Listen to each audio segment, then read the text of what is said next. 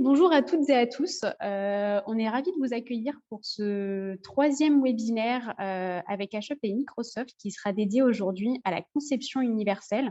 Donc, on verra plus en détail les bénéfices de la conception universelle et pourquoi c'est important. Comme la plupart de nos webinaires, nous avons le plaisir d'être en compagnie d'Aurélie Naon, qui est notre interprète en langue des signes française. Donc, bonjour Aurélie, j'espère que tout va bien. Oui, tout va bien, merci. Super. Bon, merci encore pour votre présence et pour cette traduction en live. Et également, donc, comme les webinaires précédents avec Microsoft, on a également le plaisir d'accueillir Philippe Trottin, qui est directeur de la mission handicap et accessibilité numérique chez Microsoft, qui sera notre expert du jour sur le sujet de la conception universelle. Donc, bonjour Philippe, j'espère que ça allait malgré ces petits soucis de connexion. En tout cas, merci d'être là et de prendre du temps pour les entrepreneurs aujourd'hui. Pas de Euh, problème, c'est un plaisir. donc peut-être avant de te passer la parole, Philippe, on va se présenter. Donc je suis en compagnie aujourd'hui de Virginie Morin, coordinatrice de programme chez HUP, et Alexandre Matilla, qui est également responsable régional chez HUP. Pour présenter rapidement la structure, donc HUP Entrepreneur, on se définit comme le premier incubateur militant pour représenter et accélérer la réussite de porteurs de projets et d'entrepreneurs qui sont en situation de handicap. Donc, depuis 2008, on a accompagné plus de 2000 projets entrepreneuriaux grâce à 4 programmes d'accompagnement et l'aide de 400 bénévoles. Donc, ce sont des programmes aussi bien pour découvrir l'entrepreneuriat, mais aussi des programmes d'accompagnement individuel et collectif. Et à ce sujet, je vous partage d'ailleurs deux appels à candidature pour des programmes qui peuvent peut-être vous intéresser. On recrute en ce moment pour le programme HUP Academy, qui est un programme d'accélération pour les entrepreneurs qui ont créé leur entreprise il y a moins de 3 ans ou pour les porteurs de projets qui ont une preuve de concept établie. Et c'est un programme pour les aider à développer leur activité grâce à une promotion de 15 à 20 personnes et donc un accompagnement complet sur 9 mois avec un expert projet, des séminaires, des ateliers interactifs, etc. Donc, n'hésitez pas à aller voir sur notre site internet, la HUP Academy. L'appel à candidature est ouvert jusqu'au 31 mars. Et également un deuxième dispositif qui peut peut-être en intéresser certains d'entre vous, qui est le dispositif Paris Réactive Emploi, qui est un programme gratuit de 23 heures d'accompagnement collectif et individuel avec un coach ou un expert projet pour des entrepreneurs qui ont créé et qui sont résidents à Paris ou implantés à Paris et qui souhaitent construire leur projet, reconstruire leur projet ou alors qui ont des difficultés ou qui souhaitent se poser les bonnes questions. Donc, pareil, n'hésitez pas à aller voir sur le site de HUP ce dispositif qui peut vous intéresser. Voilà, et donc n'hésitez pas tout au long de ce webinaire également si vous avez des questions ou des remarques, les poser dans le chat. Voilà, de manière générale, chez HUP, on est là pour répondre aux attentes des entrepreneurs en situation de handicap sur différentes problématiques. Et ben, c'est pour cette raison que du coup, aujourd'hui, on est avec Philippe de Microsoft pour répondre aux problématiques du numérique et plus spécifiquement aujourd'hui parler de conception universelle. Donc Philippe, je te laisse la parole et encore une fois, si vous avez des remarques ou des questions, n'hésitez pas à interagir directement dans le chat, on y reviendra. Merci beaucoup, Lucie, pour cette introduction. Alors, je vais partager mon écran. N'hésitez pas, effectivement, dans la mesure où je vais partager mon écran, je ne verrai pas forcément les questions, donc Lucie les relaiera en fait à la suite. Mais on va tout de suite démarrer. Hop, une petite seconde. Je vais me mettre en plein écran. Voilà. Aujourd'hui, on va parler de conception universelle et de l'importance de faire de la conception universelle et d'abord de savoir pourquoi et qu'est-ce que c'est que la conception universelle et pourquoi c'est important en fait d'avoir cette démarche dans les nombreux projets sur lesquels vous allez être amené à travailler. Alors, les principes de base, c'est quoi? En fait, pourquoi est-ce qu'on fait de la conception universelle? Le premier point qui est important, c'est de se rendre compte finalement que quand on conçoit une solution, il faut déjà savoir pour qui on la conçoit. Parce qu'en définitive, on a tendance à concevoir des projets par rapport à qui on est. Je suis un homme d'une cinquantaine d'années, je vais forcément dans mes centres d'intérêt ou dans ma façon, entre guillemets, les problèmes que je vais rencontrer ou les enjeux que j'ai ou mon mode de fonctionnement, ma vie de famille, etc., je vais plutôt tendance à réfléchir en fait dans ce mode-là. C'est-à-dire, je vais avoir tendance à concevoir des solutions qui peuvent m'être utiles. Et la plupart du temps, malheureusement, quand on fait ce type de conception et quand on est centré sur nous-mêmes, lorsque l'on fait ce type de conception, ben, par défaut, on va exclure un certain nombre de personnes. Pourquoi on va les exclure? Parce qu'en définitive, on ne pense pas du tout à leur façon d'interagir avec les technologies notamment. Donc, si on fait un logiciel, par exemple informatique, bah, le simple fait de se dire, moi, j'ai toutes mes facultés de vision, d'audition, j'ai toutes mes facultés également voilà, de sentir les choses, enfin, voilà, j'ai pas de problème particulier, bah, quelque part, je me rendrai difficilement compte du fait que la solution que je vais développer, bah, si ça se trouve, elle va exclure tout un tas d'utilisateurs. Donc c'est ça le point de départ. Et on est tous différents, on a tous une façon différente d'appréhender les technologies et d'appréhender même les solutions matérielles, hein, parce que quand on va parler de conception universelle, on peut parler à la fois de conception universelle dans le numérique, mais on peut parler de conception universelle dans n'importe quel objet. Je vais vous donner un exemple. J'ai eu l'occasion, il y a 2 ans, d'aller chez Renault pour travailler sur les véhicules autonomes. Renault nous dit, bah, demain, les véhicules seront conduits par des robots et plus conduits par des humains. Donc là où jusqu'à présent, je vendais une voiture à un conducteur et j'avais tendance à lui valoriser la position de conduite, les assistances ou les moteurs, enfin des informations qui sont propres au conducteur, demain, c'est plutôt des services aux passagers qu'il va falloir fournir, comme le font déjà depuis longtemps des entreprises comme la RATP ou la SNCF, qui vont fournir des services aux passagers de leur train. Ben, on va être dans le même mécanisme. Et le point, c'est quand on commence à vendre des solutions de façon large spectre, donc qui sont utilisables par potentiellement toute la diversité des clients potentiels, bah, quelque part, on sait qu'on va avoir par nature, dans un véhicule comme une voiture, bah, des gens qui peuvent avoir des problèmes auditifs, des problèmes de vision, etc. Prenez l'exemple d'une personne non-voyante qui prend un taxi à l'aéroport et qui demande d'aller à une adresse. Si on est quelqu'un qui n'a pas de problème de vision, on va peut-être dire au chauffeur, ah oui, tiens, au fait, chauffeur, j'aimerais bien passer par tel endroit, ou par contre, ou se rendre compte que le chauffeur s'est trompé d'adresse ou s'est trompé de direction. Quand on est non-voyant, on n'a pas cette capacité-là. Ça veut dire que peut-être des services de localisation vocaux vont permettre d'assurer ce besoin. Voilà. Donc c'est en ça qu'on va faire de la conception universelle et c'est en ça qu'on doit travailler ces sujets-là. Alors, la conception universelle, hein, il faut quelque part, on ne va pas l'opposer à l'accessibilité numérique, mais c'est 2 sujets différents. On a déjà évoqué l'accessibilité numérique lors d'un précédent webinaire, dont l'objectif, c'est principalement de développer des solutions qui vont améliorer l'utilisation et l'usage pour tous. La conception universelle, c'est plutôt comment faire pour développer quelque chose qui effectivement va être utilisable par tous, mais en ayant un focus particulier sur les usages. Je vais donner un exemple. L'accessibilité non numérique, mais l'accessibilité tout court, par exemple, devant un bâtiment public, dit s'il y a des marches d'escalier, il faut qu'il y ait une rampe d'accès. Très bien, parce qu'il peut y avoir des gens en fauteuil. Certes, mais si je mets en place la rampe d'accès, j'ai répondu à la norme, donc j'ai répondu au sujet d'accessibilité numérique.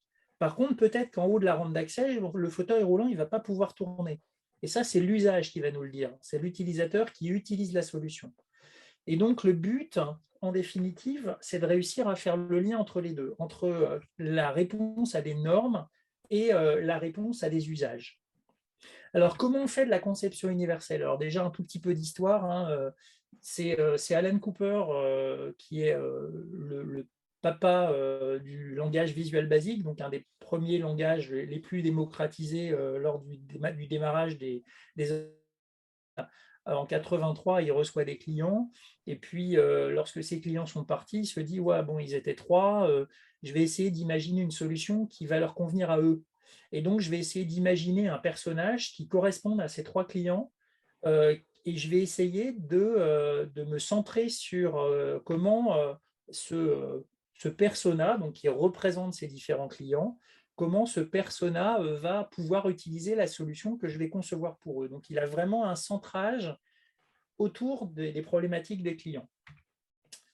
Et donc, c'est assez marrant parce qu'en fait, dans la conception aujourd'hui, on reprend beaucoup cette notion de persona. Les personas, c'est assez indispensable parce qu'on va essayer de se dire, quand je vais créer une solution, je vais imaginer un certain nombre d'utilisateurs qui vont avoir des caractéristiques qui leur sont propres. J'ai parlé de moi, par exemple, un homme de 50 ans, caucasien, avec de la dysorthographie. Bon, voilà, c'est ma caractéristique. Si on prend une personne en fauteuil, si on prend un enfant, si on prend une personne âgée, si on prend une personne non-voyante, ça, c'est des personnatypes. Si je reprends le cas de Renaud tout à l'heure, un des personas qui est évacué, donc pour lequel on ne va pas répondre aux besoins en tant que conducteur de véhicule, c'est une personne non-voyante. Et on fait un choix arbitraire de dire, moi, ce persona-là n'est pas dans mes clients. Ça ne sert à rien de créer une boîte de vitesse avec du braille. Parce qu'en définitive, de toute façon, la personne ne pourra pas conduire le véhicule de par sa déficience visuelle.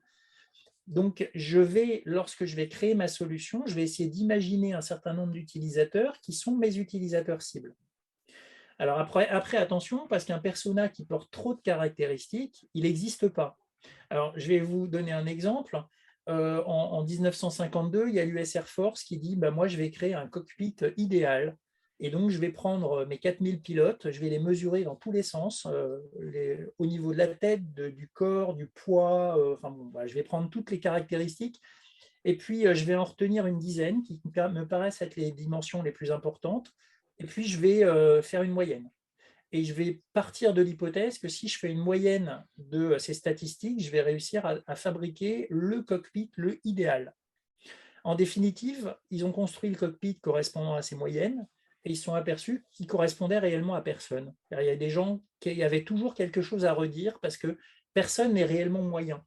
En définitive, on a tous des caractéristiques qui nous sont propres et donc, quelque part, le simple fait de faire une moyenne sur les usages, ça ne marche pas. Donc, en fait, on a arrêté depuis cette période et depuis ce que Alan Cooper a fait, on a arrêté simplement d'identifier un persona qui portait trop de caractéristiques, mais on va parler d'un éventail de personas, c'est-à-dire des gens qui ont une caractéristique qui leur sont propres. Et ces personnes peuvent être porteurs d'un handicap, peuvent être porteurs d'un handicap permanent, un handicap temporaire ou un handicap situationnel, ou ne pas être porteurs de handicap, mais vont correspondre à un éventail des utilisateurs cibles que l'on a. Alors, il y a quelques exemples sur la diapositive que je montre. Par exemple, si on parle du toucher, si on parle de handicap permanent, c'est peut-être une personne qui est amputée d'un bras. Si on parle de handicap temporaire, c'est une personne qui va être blessée au bras ou qui a un plâtre. Si on parle de situationnel, qui porte dans un de ses bras un enfant. Donc, dans les 3 cas de figure, l'utilisateur se retrouve avec une main en moins, entre guillemets, ou un bras en moins, et donc il va devoir utiliser la technologie uniquement avec une de ses mains. Donc, si je dois manipuler, par exemple, un téléphone et que je n'ai qu'une main, il faut être en capacité de l'utiliser quand même. Donc, il faut trouver une solution par rapport à l'ergonomie, par rapport aux interactions que l'on va avoir avec l'application que l'on a déployée sur son téléphone. Ça peut être peut-être de proposer des alternatives au toucher, peut-être le fait de dire je vais utiliser ma voix et je vais avoir un outil qui va me permettre simplement en cliquant sur un bouton pour démarrer la voix, ensuite pouvoir tout faire à la voix. Ça peut être une solution. Mais de la même façon, on va avoir le même sujet autour de la vision, autour de l'écoute, autour de la parole. Donc, en fait, on va essayer de définir en fait ces différents personas et l'ensemble des personas, donc l'éventail des personas qui vont être nos clients cibles. Alors, dans le réseau des personas, les gens n'évoluent pas seuls. C'est-à-dire, je suis par exemple une personne qui a une amputation à la main. Moi, j'interagis avec ma famille, j'interagis avec mes amis, j'interagis avec des personnes étrangères. Donc, je vais devoir adresser le fait que je ne suis pas seul. Je vais communiquer, je vais collaborer avec des gens qui sont autour de moi. Et donc, il va falloir tenir compte de ça dans le réseau. Alors, si on parle maintenant de la démarche de conception universelle, comment est-ce qu'on fait pour créer une application universelle ? Ça se passe, en tout cas tel que nous on le fait côté Microsoft, on définit 3 étapes. Je veux dans une première étape essayer, alors l'étape 0, c'est l'étape de création de ces fameux personas. Je vais identifier des personas qui correspondent à mes utilisateurs types. Et puis derrière, je vais faire une première conception sans tenir compte de ces personas. Imaginons par exemple que je conçoive une poignée de porte. Je prends assez souvent cet exemple. Je conçois cette poignée de porte et dans les personas que j'ai identifiés, je vais prendre une personne en fauteuil roulant, un enfant, une personne âgée, une femme d'une trentaine d'années qui n'est pas porteuse de handicap, et puis un homme d'une cinquantaine d'années avec des déficiences auditives. Voilà, je pense ça au hasard. Lorsque je vais concevoir ma poignée de porte, je vais la concevoir de façon classique et derrière, je vais confronter l'utilisation de cette poignée de porte à mes différents personas. Donc, je vais prendre ma poignée, je vais commencer par les personas dans lesquels je vais, de façon intuitive, me dire peut-être que c'est ces personas-là qui vont avoir le plus de difficultés à utiliser ma solution. Donc, prenons par exemple la personne en fauteuil roulant. C'est vrai que quand je vais devoir ouvrir la porte, il va falloir que j'appuie sur la poignée de porte, que à la fois je pousse la porte et qu'en même temps j'avance avec mon fauteuil. C'est une manipulation qui est compliquée. Et donc, quelque part, il va falloir derrière se dire, là, j'ai identifié une incompatibilité d'usage, j'ai identifié une difficulté. Derrière, je vais devoir adapter ma conception pour en tenir compte.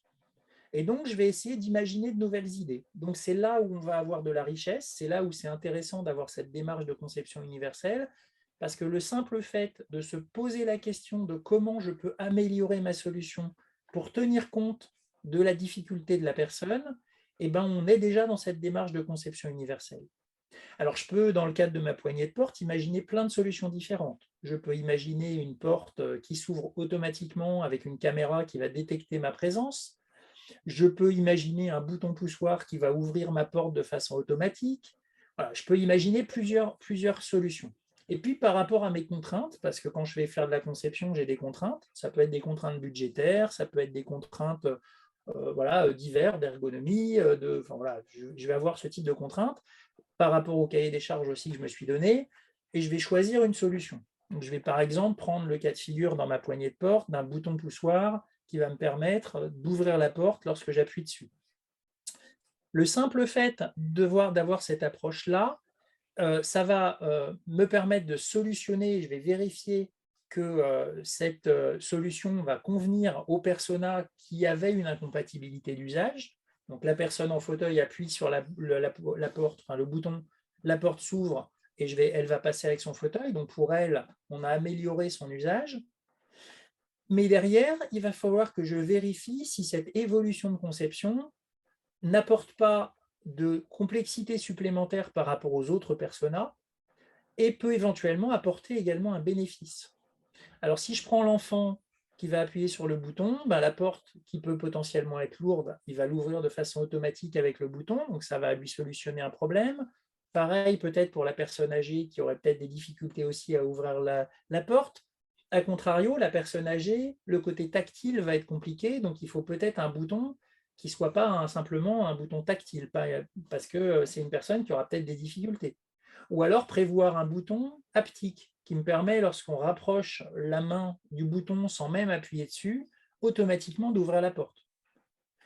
Et puis derrière, la personne, par exemple l'homme qui avait des problèmes auditifs que j'avais pris comme persona, lui, peut-être que le jour où il a plein de choses dans les mains, des dossiers, un ordinateur, n'importe quoi, peut-être qu'avec son coude, il va pouvoir utiliser le bouton et il va pouvoir ouvrir la porte. Et donc, ça va aussi lui simplifier la vie. Donc, cette démarche, elle est itérative. On conçoit, on identifie les difficultés d'usage, on adapte, on vérifie le résultat pour voir si on a bien amélioré la solution ou si au contraire on l'a complexifié, et on apprend en fait de tout ça pour, de façon itérative, déboucher sur la conception qui est la plus universelle possible, donc qui répond à un maximum de critères des différents personnages. Il peut arriver des situations dans lesquelles on va avoir un point de blocage. On a imaginé un truc, ça va être pénalisant pour un persona et à contrario facilitant pour un autre. Et à l'inverse, si on trouve une autre solution, ça va être l'inverse entre ces deux personas-là. Donc là, il faudra faire un choix. peut-être imaginer dans ces conditions de ne pas avoir qu'une seule solution, mais plusieurs solutions. Et ça, c'est ce qu'on va prôner, par exemple, dans les solutions numériques.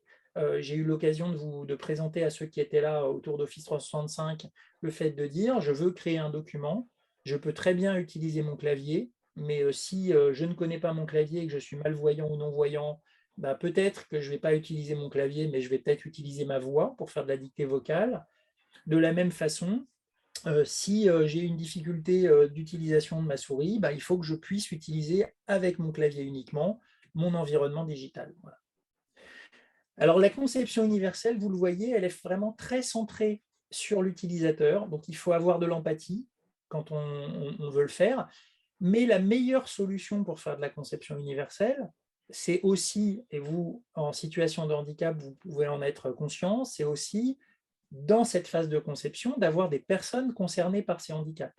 Le simple fait d'avoir un panel d'utilisateurs concernés par ces handicaps, voire de vous rapprocher d'associations de personnes en situation de handicap pour demander à des gens de tester les solutions et de vous faire un retour, bah, ça vous permet quelque part d'améliorer votre compréhension de l'usage de façon à déboucher sur la meilleure conception universelle. Il y a 3-4 ans de ça, j'ai eu des étudiants qui devaient développer une application mobile et donc ils avaient envie de développer une application mobile inclusive. Et donc ils m'ont dit, mais moi, je ne sais pas trop comment une personne non-voyante utilise son téléphone. Ben, on a été voir une association, on a été voir l'association Valentin Huy, et puis un de mes amis qui est non-voyant a sorti son téléphone et leur a montré comment il utilisait son iPhone en mode tactile avec du vocal, etc. Ça leur a permis de comprendre tout ce qu'il était possible de faire et le fait qu'en définitive, ce n'est pas parce qu'on est non-voyant qu'on ne peut pas utiliser un téléphone. Il faut simplement avoir des outils adaptés, mais quelque part, ils ont été bluffés par la capacité de cet ami à manipuler cet environnement téléphone sans du tout voir l'écran. Voilà. Donc ça c'est important. Donc, au global, si on veut synthétiser ce que je viens de dire, il y a vraiment deux aspects. Le design inclusif qui est très centré sur les usages et les usages pour chacun des personas que l'on va considérer, et l'accessibilité qui est plutôt le respect des normes qui certes ont été prévues pour répondre aux situations de handicap, mais qui éventuellement de temps en temps ne suffisent pas à ce qu'on réponde réellement à un confort d'utilisation pour des personnes concernées par handicap. Donc la meilleure expérience, l'expérience inclusive, ben, c'est de lier les deux, c'est de faire à la fois du design inclusif et de l'accessibilité numérique. Alors les bénéfices sont assez clairs. Le fait de concevoir cette expérience inclusive et de pouvoir comme ça créer des solutions qui vont couvrir davantage d'utilisateurs, bah, finalement, c'est s'ouvrir à un marché un peu plus important. Bêtement, si on considère qu'on développe un site web et que ce site web, en définitive, n'est pas accessible parce qu'il ne répond pas aux critères d'accessibilité numérique, et j'avais dû évoquer d'ailleurs cet exemple-là lorsque j'avais fait la précédente conférence, bah, la personne non-voyante qui ne peut pas utiliser le site web ne sera pas acheteur et ne sera pas consommateur des services qui sont proposés. Si je vais sur le site de la Fnac, d'Amazon, de Cdiscount pour faire des achats d'un objet, d'un livre, peu importe, bah, si le site n'est pas accessible, bah, déjà, tous les utilisateurs potentiels et tous les acheteurs potentiels, je ne les aurai pas. Donc, c'est important. C'est aussi important parce qu'on commence par, au départ, créer des solutions qui vont répondre à des situations de handicap. Et en fait, dans la mesure où ils ont eu cette démarche de conception universelle, ils vont peut-être être utilisés à d'autres usages. Et en définitive, on ne sait pas trop, quand on conçoit quelque chose, en définitive, les bénéfices que ce qu'on a créé va apporter. Le simple fait peut-être d'avoir créé une poignée de porte ou un système d'ouverture de porte automatique, au départ, on l'a pensé pour une personne en fauteuil, mais finalement, c'est quand même assez pratique lorsque l'on arrive dans un lieu public avec beaucoup de passages, d'avoir une porte qui s'ouvre automatiquement sans être obligé de se dire mince, où est le bouton pour ouvrir la porte, parce que la simple détection avec une caméra peut apporter un plus.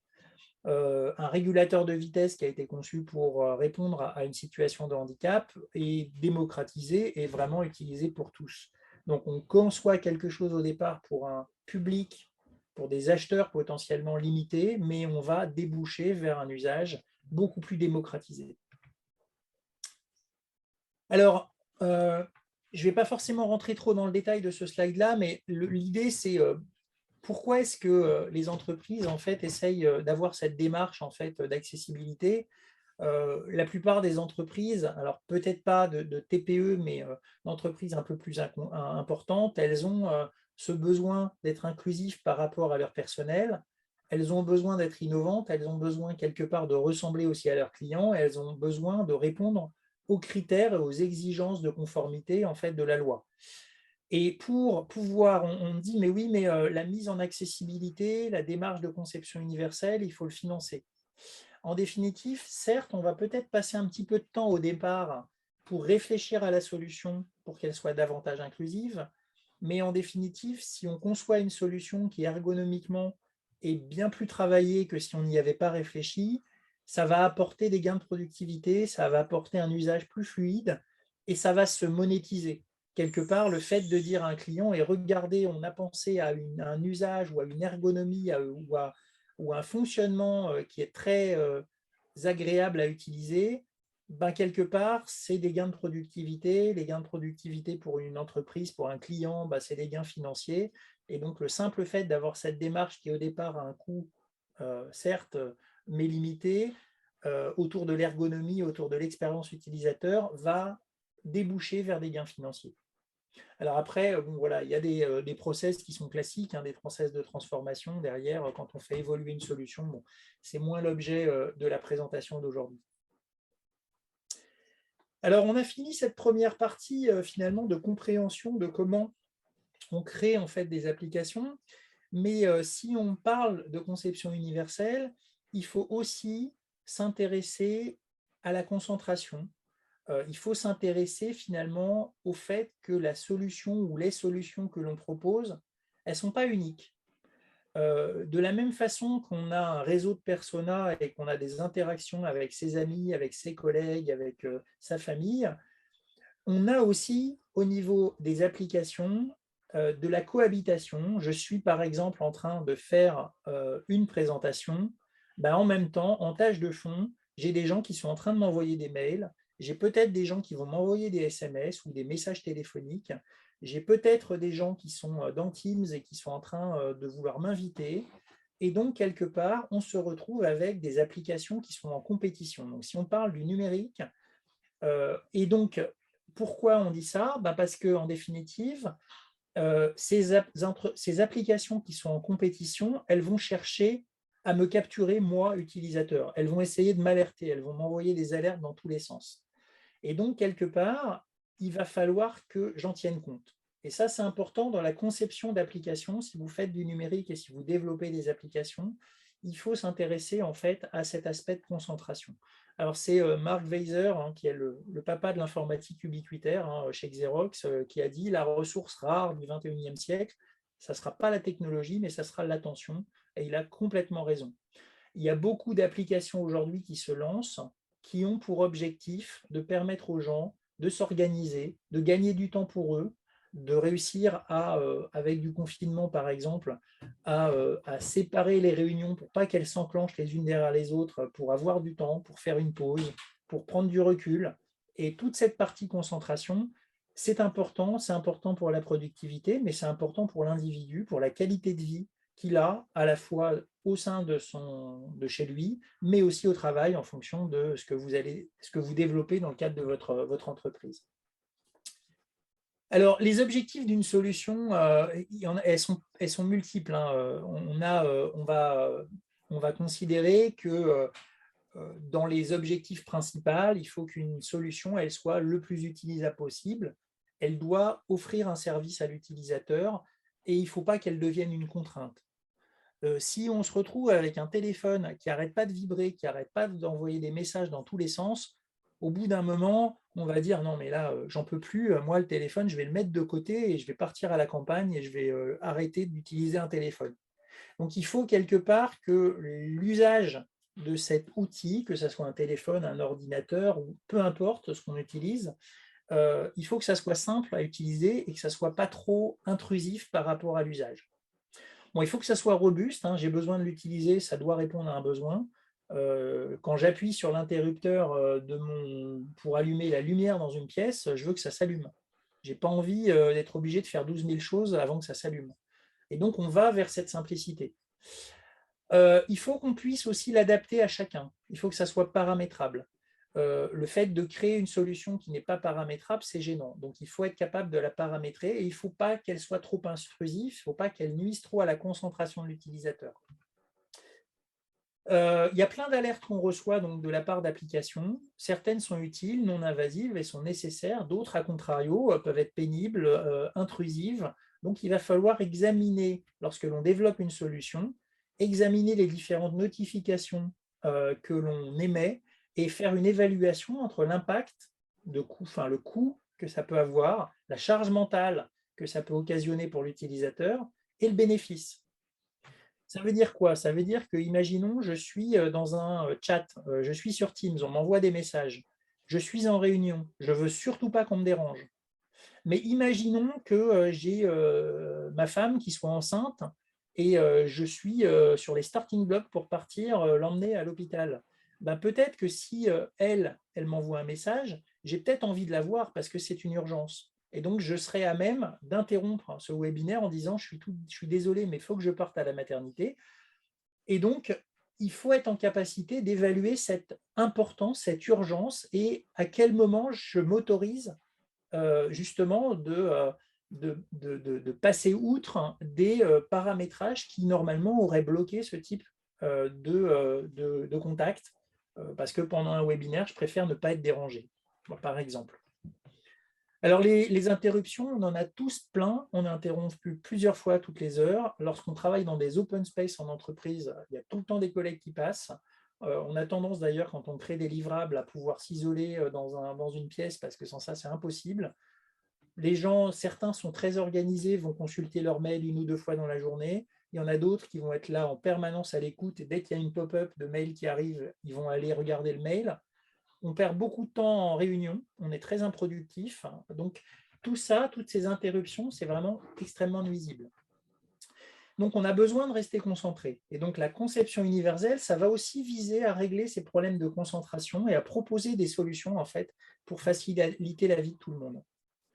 Alors, c'est la même chose que ce qu'on a vu précédemment. On va partir des personas et on va essayer de voir ces personas par rapport aux différents usages. On va construire des scénarios et par rapport aux scénarios d'usage, on va essayer d'imaginer comment les personas peuvent être amenés à être sollicités et quelle charge mentale ça va occasionner. Et donc, on va essayer d'imaginer tout ça dans cette phase de conception.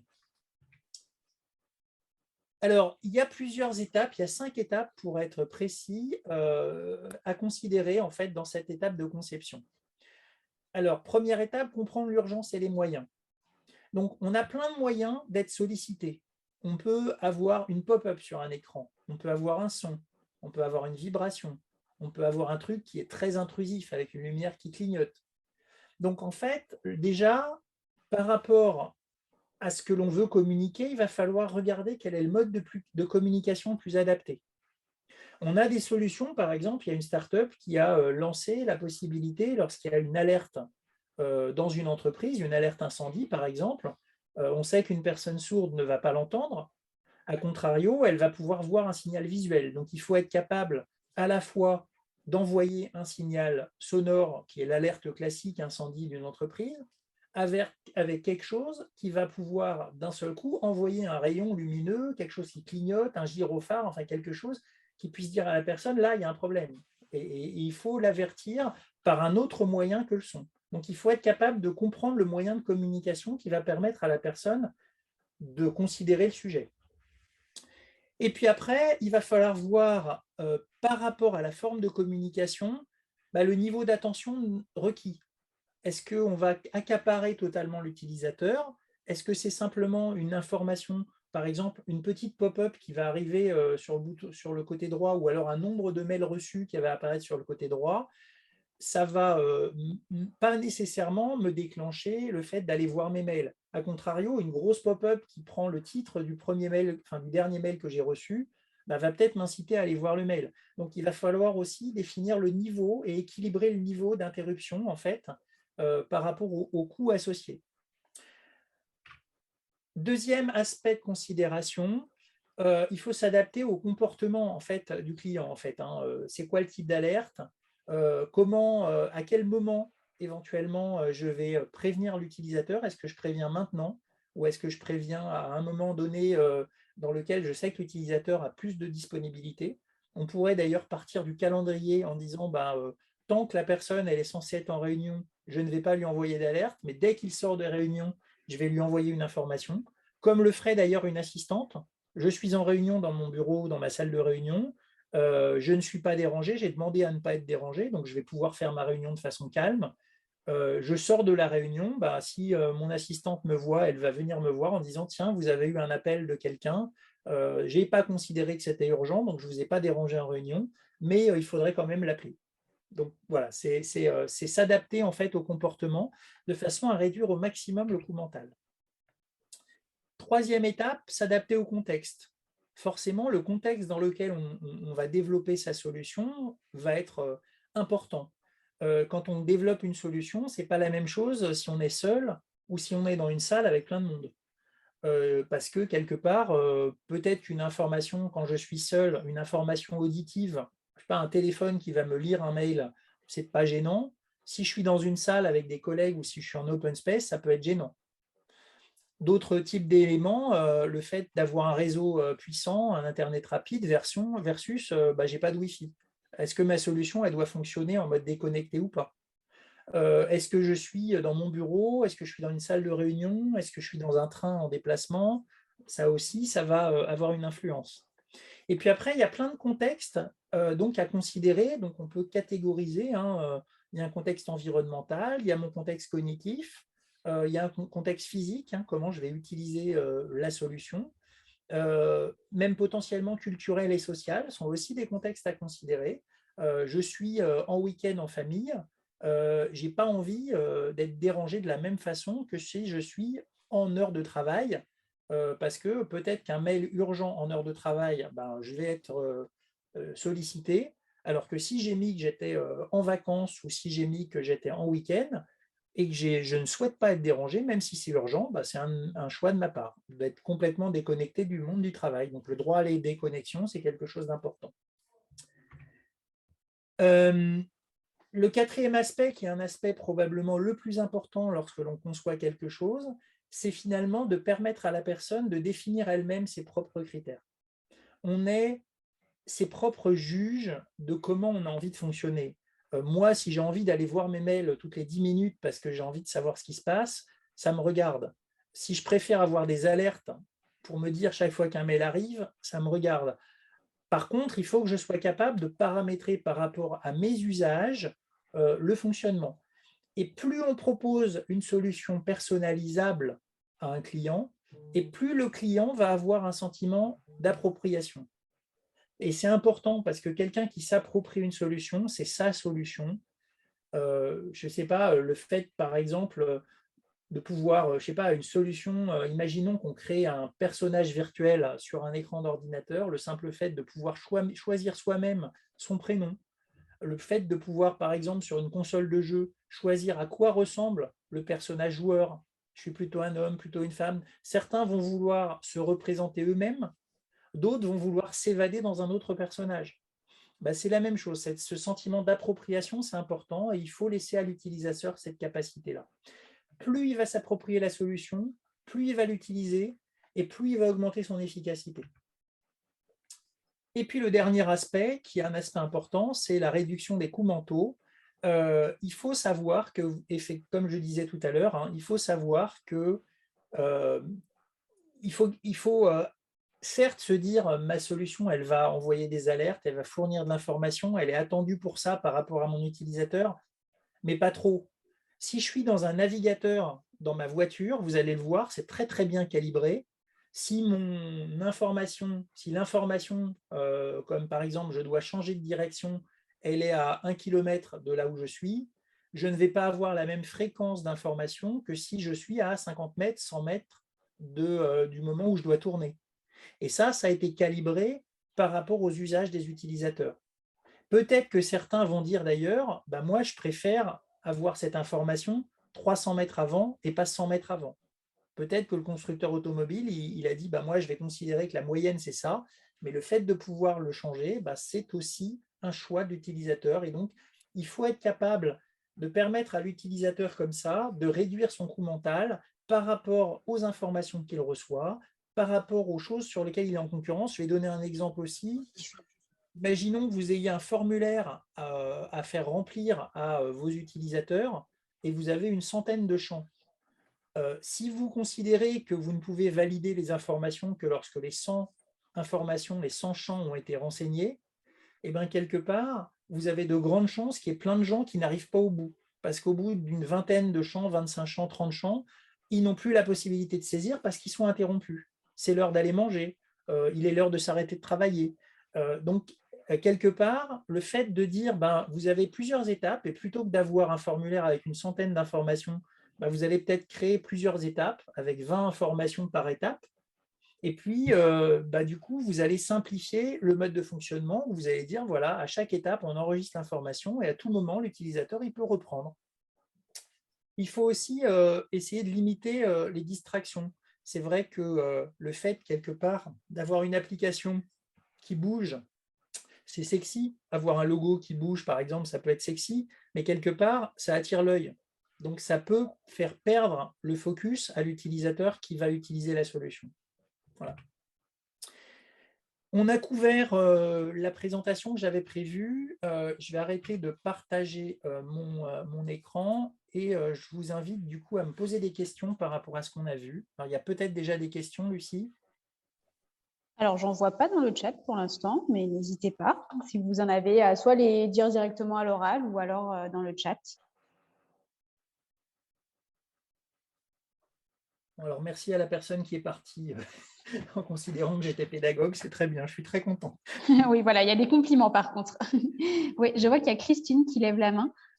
Oui, bonjour, cette fois-ci, ça y est, je crois que je peux parler, n'est-ce pas? Vous m'entendez? Oui, on entend bien. Oui, déjà, je voudrais savoir, bon, l'accessibilité numérique, on en est loin encore. Oui. Donc, je veux dire, la conception universelle, quelque part, qui doit, si j'ai bien compris, inclure l'accessibilité numérique. Alors, je vous arrête, excusez-moi. En fait, ça inclut pas. Hein. Pour moi, c'est vraiment deux démarches très différentes. Je vais vous donner un exemple concret qui est derrière moi. Vous avez cette console qui est une manette adaptative hein, qui est utilisée pour des joueurs qui ont des difficultés de manipulation d'un joystick classique. Cette manette de jeu, elle est destinée à des gens qui ont des problèmes de mobilité. Quand on a créé cette manette, on s'est dit, mais nos utilisateurs, ils ont quelque part une difficulté de motricité. Ça veut dire qu'il faut qu'on soit capable de créer une boîte. Alors, on a créé une boîte avec une petite languette qui est là, qui permet en fait d'ouvrir la boîte. Alors, je ne le vois pas forcément très bien, mais qui permet d'ouvrir la boîte avec une seule main. Et puis après, on a une tirette qui permet de sortir la boîte. Et donc, en fait, qui se trouve ici. Donc, on a prévu des solutions qui permettent à ces utilisateurs d'utiliser, de sortir eux-mêmes la manette adaptative de leur boîte. Et donc, la conception universelle, ce n'est pas simplement la création de l'objet qui est derrière, mais c'est réfléchir aussi au packaging de la solution qui, lui, du coup, avait une approche universelle. Et donc, quand on a fait ça, on s'est dit, ben, c'est très bien d'avoir ce type de packaging, et donc on l'a démocratisé à l'ensemble de nos solutions. Donc maintenant, quand on achète une version d'Office en boîte, eh ben, on a aussi l'équivalent, qu'on retrouve d'ailleurs aussi quand on a des livraisons faciles à ouvrir d'Amazon, par exemple, on a une petite tirette qui va permettre de découper le carton. Ça, c'est de la conception universelle. On sait que des utilisateurs vont être gênés par rapport à l'usage de la boîte, donc on prévoit quelque chose pour l'ouvrir. Mais c'est vraiment des choses en parallèle. Pour moi, l'accessibilité, on peut très bien créer un site Internet en ayant pensé à l'ergonomie et aux usages sans que ce site Internet soit accessible. Alors, ce n'est pas bien, hein, il faut le rendre accessible, mais on peut très bien avoir une démarche très différente entre le fait de répondre à l'accessibilité numérique et le fait de concevoir de façon universelle la solution. Si la conception universelle dans le cas d'un site web ne tient pas compte de l'accessibilité numérique, il y a des personnes qui ne pourront pas utiliser ce site web. On est complètement en phase. C'est pour ça qu'il faut les deux. Mais par contre, je vais vous donner un exemple.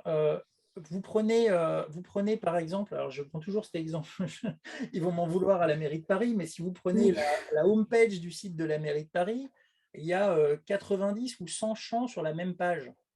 Même s'ils traitent l'accessibilité numérique, il y a un vrai problème d'ergonomie à l'usage. Et donc, quelque part, le fait, par exemple, de choisir l'arrondissement en bas de page et pas de l'avoir en en-tête de page, pour moi, c'est un problème d'ergonomie et c'est un problème d'usage. Ça veut dire qu'ils n'ont pas pensé au fait que quand quelqu'un arrive sur ce site, probablement, il va vouloir choisir la mairie dans laquelle il habite avant toute autre considération. Mais c'est un choix, c'est un parti pris. Et de la même façon, on parle à la fois de conception universelle et d'accessibilité, mais la conception universelle, elle va s'appliquer à des solutions qui ne sont pas numériques. On a vu, la boîte, c'est du packaging. Hein. Donc là, il n'y a pas de problème d'accessibilité numérique. C'est plus le fait de se dire, dans une étape de conception sur laquelle habituellement, je vais mettre des gens autour d'une table pour réfléchir à la solution, et puis je vais essayer d'interroger un panel d'utilisateurs potentiels de la solution à laquelle j'ai réfléchi. Dans mon panel, je vais essayer d'identifier des personas en situation de handicap pour m'assurer que ma solution, je l'aurai quand même réfléchie en ayant des considérations par rapport à ces futurs usagers de ma solution. D'accord, merci. Et justement, donc, je commençais ma question parce que voilà, l'accessibilité numérique, on est encore loin du compte. Donc, la conception universelle, donc c'est vrai que ça peut paraître comme une utopie. Enfin, en tout cas, c'est vraiment souhaitable, mais est-ce qu'on a, j'imagine qu'on est quand même encore loin du compte en réalité. Est-ce que ça se mesure justement? Est-ce qu'il y a voilà, des référentiels, comme il y a des normes, des règles aussi à ce niveau-là? Et est-ce que ça se mesure justement? Alors, en fait, on ne mesurera la réussite d'une conception qu'aux utilisateurs qu'on aura réussi à couvrir dans sa solution. Le jour où on a pensé une conception universelle et qu'on se retrouve avec des personas qui ont différentes caractéristiques de handicap et qui achètent la solution, bah, c'est qu'on a gagné, c'est qu'on a réussi à faire une solution qui va leur être adaptée. Le fait aussi, parce que quand on conçoit un produit et quand on conçoit une solution, on la conçoit en ayant, je pense tous, dans l'idée de l'améliorer, de faire une V2, pour parler un peu informatique, parce qu'on sait qu'on est dans un environnement concurrentiel, la solution qu'on développe, elle peut être copiée, et donc on est toujours dans un esprit de recherche et développement pour l'améliorer et aller vers plus. Voilà. Et donc l'amélioration d'une solution peut aussi être adressée à travers la conception universelle. On peut très bien au départ imaginer une solution qui n'a pas du tout été imaginée pour répondre à des situations de handicap. Et quand on pense à la V2, on se dit, bon, c'est quoi les problèmes que j'ai rencontrés aujourd'hui par rapport au retour de mes utilisateurs? Tiens, j'ai des utilisateurs qui ont des difficultés de mobilité qui m'ont dit, ben non, la solution, elle n'est pas très, très agréable parce que, par exemple, le bouton Alt, Ctrl, Sup, ça nécessite d'avoir deux mains. Je fais comment pour faire Alt, Ctrl, Sup si je suis amputé d'une main, par exemple? Ça peut être un retour. Et donc, on trouve des solutions alternatives en disant, ben, on va trouver une autre combinaison qui va pouvoir se faire avec une seule main. Et donc, les feedbacks des utilisateurs, et notamment des utilisateurs en situation de handicap, c'est autant de richesse pour venir faire cette V2, cette V3, cette V4 de votre solution et l'améliorer. Alors, ce n'est pas une utopie pour des grandes entreprises qui sont dans des environnements extrêmement concurrentiels. Je pense que si vous allez regarder la plupart des grosses structures, soit dans l'IT, soit des grosses entreprises qui ont l'habitude quelque part de traiter un public large, la plupart du temps, cette notion de conception universelle est connue et maîtrisée par des équipes de conception. A contrario, c'est vrai que dans des PME ou des TPE, c'est beaucoup moins fréquent. Ça va être peut-être mieux considéré, justement, quand on est soi-même en situation de handicap, parce que je le rappelle, premier slide de ma présentation, on conçoit par rapport à qui on est. Donc, si on est un utilisateur non-voyant et qu'on développe un site web, je vous assure à 100% que le site web il sera accessible. Et donc, si on a une personne non-voyante dans une équipe de développement, on est à peu près sûr que la personne, elle va faire des retours à ses collègues en disant « Non, mais la page que tu as créée, là, moi, je ne peux pas l'utiliser, donc ça peut être bien de le faire. » Alors qu'à contrario, on est dans une équipe avec des gens qui n'ont pas de difficultés visuelles, ils vont passer à côté, ils ne vont pas s'en rendre compte. Voilà. Donc, il faut démocratiser cette démarche parce que plus on va démarcher, plus on va avoir cette démarche de conception universelle, plus les solutions vont être utilisables par un plus grand panel de consommateurs de ces solutions. Donc, on va à la fois davantage faire de business et en même temps, ça sera au bénéfice de tous ces utilisateurs qui, sans ça, auraient été exclus de leur usage, quoi.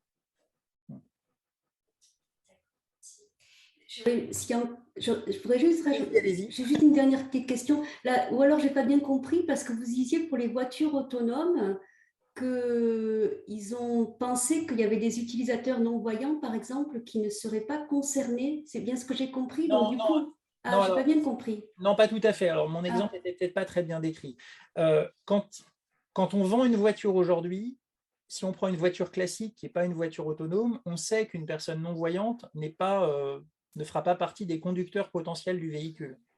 Donc, si je dois imaginer des personas dans ce cadre-là, je ne vais pas prendre en considération une personne non-voyante. A contrario, si je crée un véhicule autonome demain, c'est un persona qu'il va falloir considérer. Parce que demain, peut-être, un passager d'un taxi autonome qui aurait besoin de savoir à quel endroit il est ou qui aurait besoin d'activer un service qui pourrait, de façon audio, lui donner de l'information, eh ben, c'est un service à valeur ajoutée. Imaginons un taxi qui prend quelqu'un à l'aéroport, un visiteur qui vient visiter Paris, par exemple, et le taxi propose un service audio qui va décrire tous les monuments devant lesquels on va passer quand on est en taxi, on va prendre plaisir à être dans ce taxi. Et donc, on va peut-être être capable de dire, moi, je mets 1 euro ou 2 de plus pour avoir ce service audio à bord du taxi en question. Et j'aime bien parce que je passe devant la tour Eiffel, on m'explique qu'elle fait 330 mètres, qu'elle a été construite pour l'exposition universelle, etc., etc. Et donc, c'est un vrai service à valeur ajoutée. Oui, c'est vrai. D'accord. Alors, du coup, ça amène d'ailleurs sur la monétisation de ces services dans les véhicules. Et donc, quelque part, de plus en plus de véhicules monétisent des services numériques. Moi, j'ai un véhicule un peu d'exception. j'ai un véhicule Porsche. Typiquement, ils vont me proposer sur mon téléphone mobile de pouvoir contrôler ma pression de pneus, ma quantité dans le réservoir de mon véhicule, la localisation du véhicule, etc. Mais c'est des services qui vont être des services payants. Certains vont s'y abonner parce qu'ils vont considérer que c'est important, d'autres non parce qu'ils préfèrent avoir un usage plus classique, entre guillemets, du véhicule et ils vont le contrôler quand ils vont embarquer dans le véhicule. Donc, tous ces services de monétisation, enfin, tous ces services à valeur ajoutée, c'est des services qui vont à la fois permettre d'être plus inclusifs, mais qui peuvent être monétisés, donc c'est rentable pour une entreprise qui va y réfléchir. Est-ce qu'il y a d'autres questions par rapport à ce qu'on a vu? J'aurais 2 questions éventuellement. Alors, je suis désolé, je ne sais pas comment on lève la main pour se signaler. Je suis non-voyant. Allez-y, vous pouvez parler. Bon, alors donc je suis Mehdi Ismaël. Donc je voulais vous demander comment vous mesurez, une fois le produit sorti, qui vit sa vie de produit, qu'il soit matériel ou numérique, justement, comment vous mesurez l'efficacité de l'universalité? Parce que dans l'exemple d'une boîte chez Amazon qui s'ouvre bien les colis qu'on reçoit, Oui. ils peuvent plus suivre la satisfaction ou l'insatisfaction du coup du consommateur une fois sorti du labo. En fait, alors, est-ce qu'il existe des... En fait, c'est pas tout à fait vrai parce qu'en fait, dès qu'on commence à avoir une entreprise, enfin en tout cas dans le numérique, on est obligé de penser un peu au support. Et en fait, le support, c'est quelque chose qui coûte extrêmement cher à une entreprise. Moins on a de bugs et moins ça coûte cher parce que moins il faut d'ingénieurs support pour répondre aux problèmes des clients. Et donc, en fait, la plupart des entreprises un petit peu évoluées vont mettre en place justement des services consommateurs, des services qui vont permettre d'avoir des feedbacks des utilisateurs, vont même éventuellement faire appel à un panel d'utilisateurs pour faire des tests consommateurs, bêtement, pour regarder si effectivement on a atteint l'objectif. Après, si on regarde, nous, comment on fonctionne côté Microsoft, moi, en France, une de mes premières préoccupations vis-à-vis des sujets d'accessibilité, c'est d'aller voir tout un tas d'associations de personnes non-voyantes, de personnes malentendantes, non-entendantes, de personnes avec de la mobilité réduite, de façon à pouvoir dire à ces associations: moi, je suis preneur à la fois que vous testiez nos solutions quand elles sortent, parce que ça va pouvoir bénéficier à toutes les personnes de votre association. Donc, elles sont friandes de faire ces retours-là. Et moi, ça me permet quelque part d'alimenter justement les équipes qui développent les logiciels. Et donc, la boucle est bouclée. Après, on n'a pas effectivement un retour peut-être direct. Il va y avoir peut-être des gens qui vont être frustrés par rapport à un usage. Et qui ne contacteront jamais un service client. Mais ceux-là, ouais, je suis d'accord, on les aura pas. Donc, on pourra les avoir que si on demande à des gens concernés de tester. D'accord, donc oui, il faut une démarche finalement active de votre part, parce que voilà, le retour ne se fait pas forcément naturellement de l'utilisateur vers le… Oui, de toute façon, une bonne pratique d'une conception, c'est quand même derrière de la confronter à un marché, parce que dès qu'on va innover, l'innovation, si on reprend la définition de l'innovation, c'est une invention qui a trouvé un marché. Et donc, quelque part, il faut qu'il y ait un lien entre l'innovation que l'on a et l'idée que l'on a, et de la conception que l'on a créée avec les potentiels clients. Si on ne fait pas le lien entre les deux, bah, on n'est pas sûr finalement que notre entreprise sera rentable demain, quoi. Et donc, il faut un panel d'utilisateurs type avec qui on va confronter la solution. Ouais. D'accord.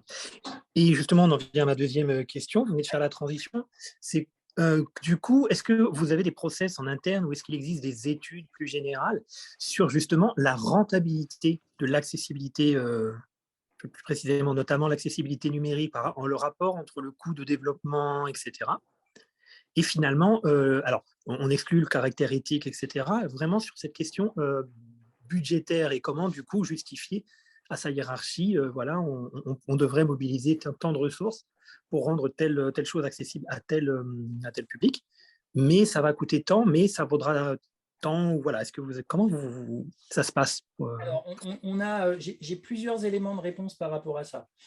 Premier élément de réponse, c'est que forcément, quand on a une entreprise qui va développer de façon mondiale à l'international et qui vise tout public, on sait quelque part évaluer le surcoût, en tout cas le coût de certaines fonctionnalités, mais qui sont indispensables, parce qu'en définitive, on sait qu'on a des utilisateurs, statistiquement parlant, on sait quelle est la quantité de personnes qui sont concernées par telle ou telle typologie de handicap, et on a ça au niveau mondial par pays, donc sur une entreprise internationale, la question ne se pose même pas. Par contre, on a, et moi je travaille d'ailleurs en France, je suis le représentant d'une initiative qui s'appelle Global Commercial Accessibility Initiative, GCAP, dans lequel on a 14 pays qui sont dans 14 pays Microsoft, entre guillemets, sur lequel on a le plus d'activités. Donc j'ai mes homologues en Angleterre, j'ai mes homologues en Allemagne, j'ai mes homologues au Canada, en Asie, aux États-Unis évidemment, sur lequel on identifie par rapport à toutes les activités que l'on a avec nos clients, on identifie celles qui ont pu être influencées par l'accessibilité. Je vais donner un exemple. Si on parle d'Office 365, moi je vais présenter ces solutions-là. De temps en temps, la solution peut se retrouver en compétition avec d'autres solutions. Et donc, il va falloir trouver des arguments entre deux solutions parce que le client va devoir faire un choix. Et l'accessibilité, c'est un élément discriminant. Le fait de dire Office 365, ça va offrir des fonctionnalités, quelle que soit la typologie de handicap. Donc vous en tant qu'entreprise qui achetez cette solution, vous avez forcément dans vos équipes des gens concernés par le sujet, vous avez forcément des gens porteurs de ces handicaps dans vos équipes, et bien quelque part, c'est un élément qui va nous permettre de gagner des appels d'offres. Là, c'est tout bête, on le voit, et du coup, on mesure ça au nombre on va parler de deals, le nombre de deals qui ont pu être influencés par l'accessibilité. On regarde le montant, on fait une somme, et on essaye derrière, et on a tous les trimestres, on montre un tableau de bord en fait au patron de l'entreprise, à Satya Nadella aux États-Unis. On montre au niveau mondial l'ensemble des marchés qui ont pu être influencés par l'accessibilité, l'ensemble des appels d'offres qu'on a pu gagner. Voilà. Et moi, c'est encore un petit peu abstrait comment vous arrivez à mesurer ça. Mais en tout cas, j'entends que c'est suivi de près, quoi. En fait, c'est facile. Quand un commercial a une opportunité, il va saisir dans un outil l'opportunité en disant, bah, par exemple, j'ai prévu chez tel client de déployer Office 365 à 30 000 utilisateurs. Très bien, il a mis cette opportunité à l'intérieur de l'outil.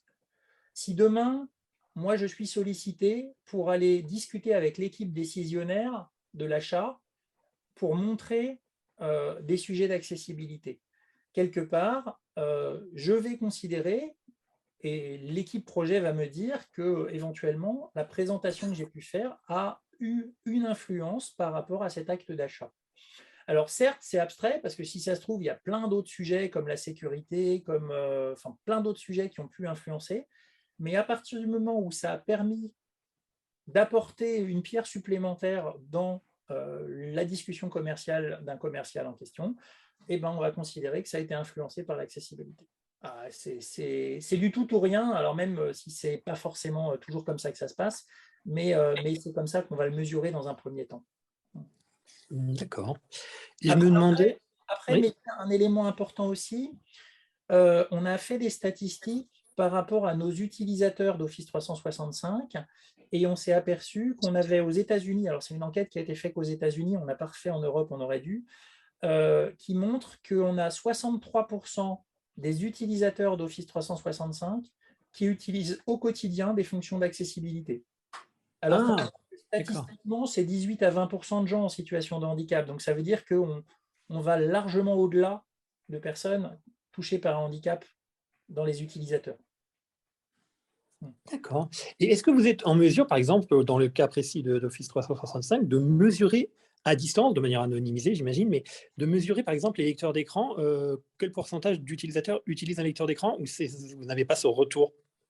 Alors, on va avoir le pourcentage de gens qui vont utiliser le narrateur parce que c'est une de nos fonctionnalités. Par contre, oui, sur c'est vous qui… le lecteur d'écran, on n'aura pas la mesure. D'accord. On ne capture pas cette donnée. Ouais. On va peut-être prendre une dernière question du coup de Sana et ensuite. Merci beaucoup en tout cas. Je vous en prie. Merci pour votre question, Mehdi. Oui, je vois que quelqu'un lève la main, donc Sana, on va vous laisser poser votre question et ensuite on terminera parce que je vois que l'heure avance et on a dépassé un petit peu. Sana, vous m'entendez? Oui, on vous entend. Merci beaucoup pour cette présentation, c'était vraiment instructif.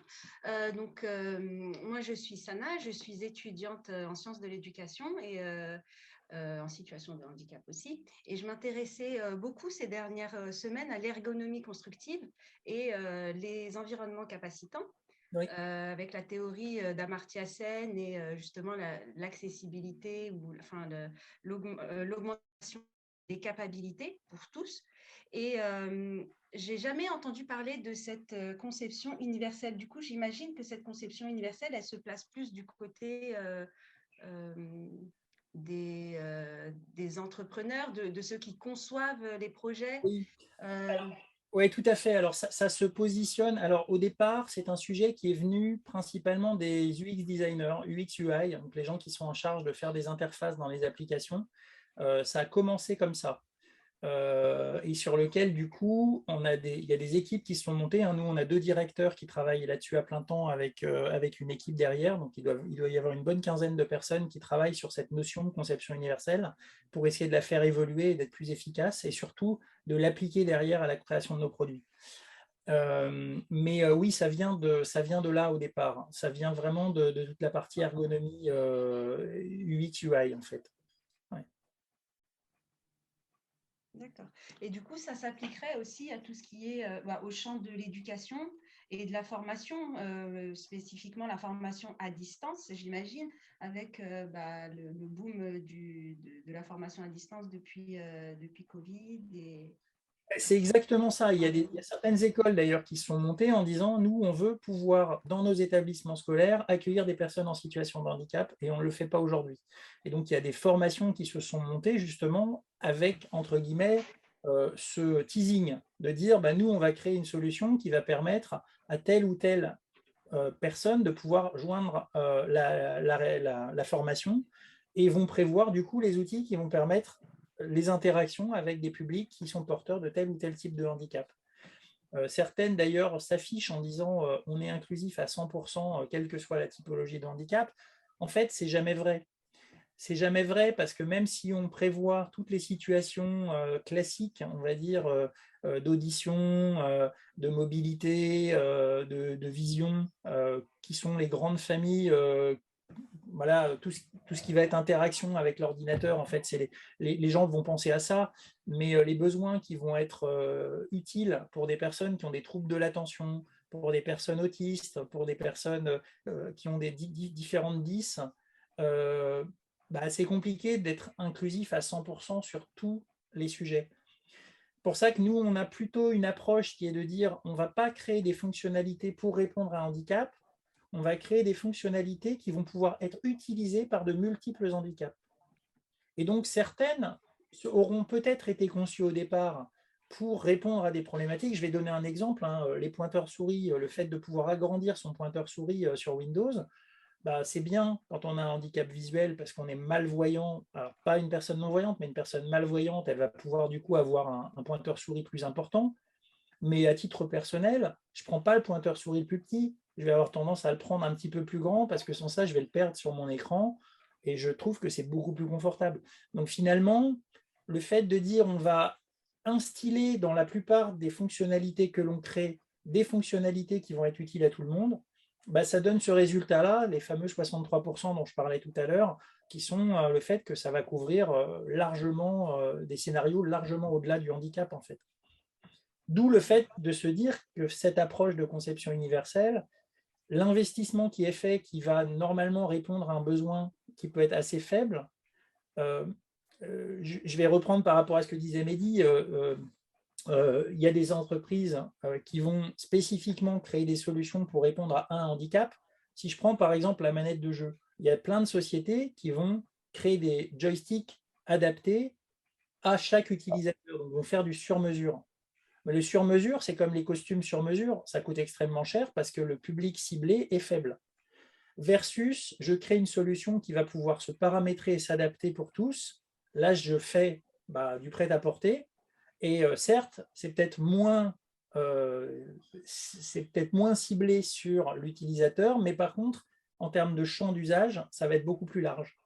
Donc, il faut réussir à faire un mix des deux, en fait, à réussir à avoir une qualité suffisante dans les produits, de façon à couvrir un maximum de gens, sans que ça coûte trop cher, parce que sans ça, le sur-mesure, on sait que c'est horriblement cher, quoi. Donc, en fait, pour récapituler rapidement, Ouais. Il faut essayer d'aller vers le paramétrable, personnalisable par l'utilisateur final. Exactement. Le paramétrable sans que ça devienne intrusif. Pour que la personne, elle puisse se dire j'aime bien la solution parce qu'elle répond à ce que je veux, elle m'interpelle dans des moments où je l'ai décidé et elle est paramétrable par rapport à la fois à mon handicap, parce que je vais préférer, par exemple sur Windows, je vais préférer avoir un écran qui clignote plutôt qu'un bip auditif, parce que le bip auditif, je ne l'entends pas, alors que la fenêtre qui clignote, je la vois, parce que j'ai une déficience auditive. Et donc, chacun va définir ses préférences par rapport à cette application, à son usage. Est-ce que, excusez-moi, une dernière question, est-ce que le danger de ce justement paramétrable, c'est pas de se perdre avec toutes les options possibles? Alors, ça peut être un risque, et c'est d'ailleurs, ça a été le cas à un moment donné sur Windows. Ils ont pris la décision, à un moment donné, de dire on va créer dans les options de paramétrage de Windows un écran dans lequel on va retrouver tout ce qui est accessibilité et on va regrouper ça par vision, audition, interaction, de façon à ce que les gens puissent s'y retrouver plus facilement. Si on prend d'anciennes versions de Windows, moi ça fait un peu plus de 23 ans que je suis chez Microsoft, si on prend d'anciennes versions de Windows, il y avait des paramétrages un peu partout. Quelqu'un qui avait un problème, je sais pas, de mobilité par exemple, il devait aller dans plein de menus différents pour aller faire ce paramétrage. Là, il va aller regarder tout ce qui est proposé au niveau des interactions, c'est regroupé à un endroit unique, donc c'est plus simple. D'accord, merci beaucoup. Merci Sana pour vos questions. Du coup, je vais me permettre de conclure. Merci beaucoup Philippe pour cette intervention. Merci à tous d'avoir participé à ce webinaire. On espère qu'il vous a plu. Nous vous enverrons un mail avec du coup un questionnaire de satisfaction à tous. Donc, merci en avance de bien vouloir prendre quelques instants pour y répondre. C'est très important pour nous parce que du coup, ça nous permet d'avoir vos avis, de nous améliorer pour les futurs webinaires. Et pour ce webinaire en particulier, en plus de ça, on a eu un petit souci technique qui fait qu'on a plusieurs personnes qui sont sous le nom de Lucie Lante et donc du coup, on ne sait pas qui a participé. Donc voilà, pour recueillir vos avis et en plus pour avoir votre nom, ce serait super que vous puissiez répondre à ce questionnaire. Donc, on vous envoie ça par mail. On vous envoie aussi le replay de ce webinaire et le lien d'inscription pour le prochain webinaire Microsoft qui va se tenir du coup le mardi 5 avril de 17 à 18h. Et le thème, ce sera comment aborder sa stratégie digitale. Il sera du coup animé par un membre de l'équipe marketing de Microsoft cette fois-ci. Exactement. Merci beaucoup. Bonne soirée. Merci à tous. Voilà, encore un grand merci Philippe. À bientôt. Au revoir. Merci, au revoir. Bonne fin de journée à tous. Merci Aurélie. Et merci Aurélie. Ah oui, parce que là, la pauvre, je Bien parle. sûr. Merci beaucoup. J'ai fait un page de fond en me disant mince, je parle trop vite. Non, pas d'inquiétude. Tant mieux. Merci. Merci, au revoir. Au revoir. Au revoir. Au revoir, merci.